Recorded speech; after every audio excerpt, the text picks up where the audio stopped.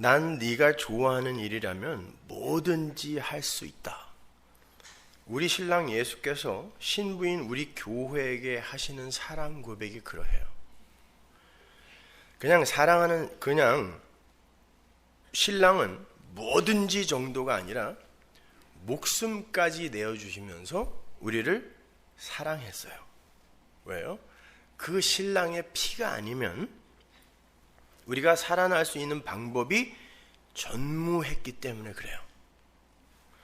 신랑이 신부와 결혼을 하려고 하는데 신부가 죽은 시체예요.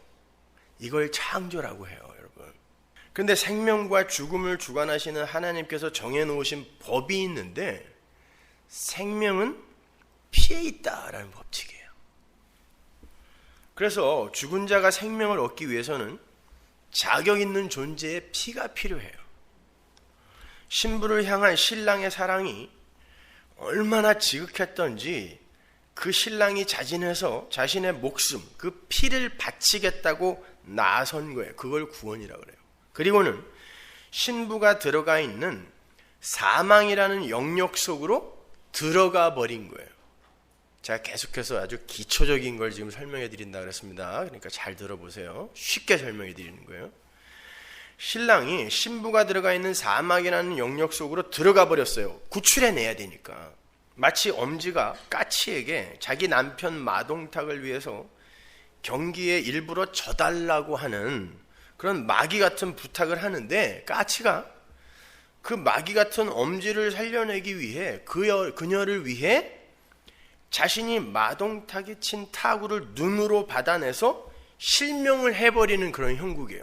진짜 장님은 엄지였는데 그 엄지를 구해내기 위해 까치가 장님이 되어버리는 거죠. 둘은 그 까치의 사랑으로 결국 이어지게 되는 거예요.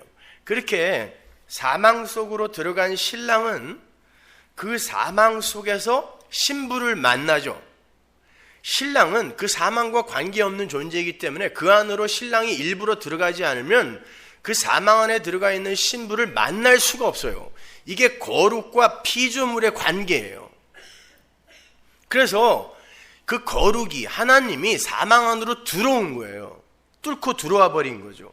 그리고는 사망 속으로 들어가자마자 신부를 자기와 묶어버렸어요. 묶을 약, 묶을 속, 이걸 약속이라 그래요. 언약이라고 한단 말입니다.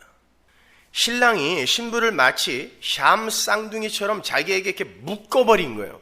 하나님께서 이스라엘을 출애굽시키면서 그 이유를 열조와의 언약 때문이다라고 그러죠. 니들이 뭐가 잘나서가 아니라 언약 때문이다. 이게 약속이에요. 묶는 거예요. 그냥 거저. 그게 이스라엘의 자격과 됨됨이에 상관없이 언약을 따라 하나님 당신과 당신의 백성을 묶어버리는 모습이에요. 왜 그러셨을까요, 여러분? 자, 이제 죄와 상관없는 당신은 사망의 입에서 나가야 돼요. 사망은 죄만 먹을 수 있어요. 사망은 죄만 삼켜요. 그런데 죄 없는 어떤 이가 사망 안으로 들어와 버린 거예요. 사망이 처음에는 자기 먹이인 줄 알고 덥석 삼켰어요. 마귀가 예수를 죽이기만 하면 되는 줄 알았어요. 그래서 덥석 삼켰는데 도저히 먹을 수 없는 거룩한 게 들어와 버린 거예요. 뱉어야 돼, 이거는요. 사망은 거룩을 삼키면 죽어요. 그래서 사망이 그 맛없는 존재를 확 뱉어버렸어요. 무덤 문이 다시 열린 거예요. 나가달라고. 그런데 그 신랑이 사망에서 튀어나오는데 그 신랑의 몸에 뭐가 묶여 있었어요? 약속으로? 언약으로. 신부가 묶여 있었어요. 그걸 구원이라 그래요. 거기서 신부가 하는 게 뭐가 있냐고요. 신랑을 꼭 붙들어야 된다? 천만의 말씀. 신부다움을 유지해야 된다? 아니요. 신랑이 묶은 거예요. 약속이에요. 언약이에요. 그게 구약과 신약이란 말이에요. 그래서 신랑이 사망 속으로 들어와서 약속으로 묶은 다음에 그냥 튀어나간 걸 구원이라고 한단 말이에요. 그걸 알아먹는 이들을 성도라고 하는 거예요. 언약은 대상의 행위를 배제하고 부정해요. 언약은 무조건적으로 부어지는 은혜예요. 그렇게 사망 안에 갇혀있던 신부를 구출하기 위해서 신랑이 사망 안으로 들어갔어요. 이 세상에서 가장 약한 자로 스스로 내려간 거예요. 사망에게 먹히는 것 그 자체가 그 존재의 완전 부정이거든요. 세상 속에서는. 그 자리로 내려간 거란 말이에요. 그렇게 사망으로 들어가신 신랑은 그 사망 안에 갇혀있던 신부를 자기 몸의 언약으로 묶어서 구출해 내오신 거예요. 그 엔테베 구출 작전과도 비교할 수 없는 엄청난 신랑의 신부 구출 작전을 들으시면서 난 네가 기뻐하는 일이라면 뭐든지 할 수 있다라는 신랑의 그 사랑 고백이, 이 세상 모든 걸 다 줘도 너와는 바꾸지 않겠다는 예수의 고백이 여러분에게 들려야 되는 거예요. 그러기 위해선 그런 사랑을 한 번씩은 꼭 해보셔야 되는데 안타까워요. 별로 그런 사람이 없죠.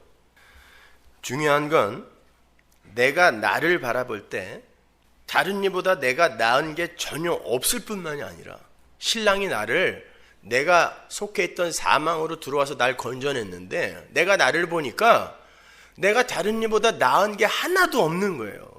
나는 계달의 장막이고 포도원의 노예처럼 못난 존재예요. 술람미예요. 그냥 악당인 마동탁을 위해서 게임에서 져달라는 부탁을 하는 철없는 엄지인 거예요.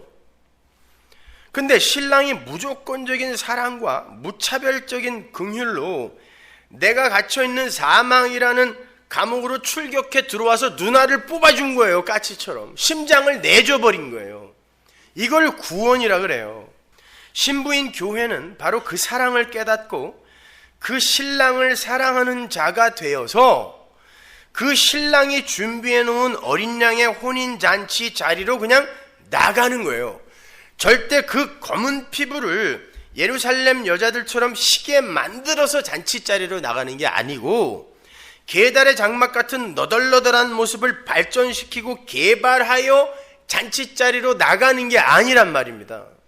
예쁜 여자가 되어서 현모양처로 성숙되어서 잔치자리로 가는 게 아니라 그냥 내 모습 이대로 나 지은 것 죄뿐이니 천부여 의지 없어서 이렇게 두 손 번쩍 들고 면목 없이 그러나 감사함으로 혼인잔치로 나가는 거예요. 그때 그 신랑을 진짜 사랑할 수 있어요. 내가 뭔데 날 그렇게 사랑하셨는가가 절절히 느껴져야. 이걸 로마서 5장에서 화목이라고 하는 거예요.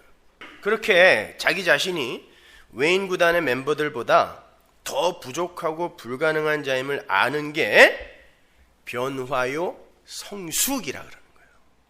그걸 아는 걸, 그 불구의 상태를 열심히 노력해서 극복해내고 멀쩡한 사람이 되어 잔치자리로 가는 게 아니란 말이에요. 그래서 신부의 유일한 지참금을 가리켜 믿음이라고 하는 거예요. 성경이요.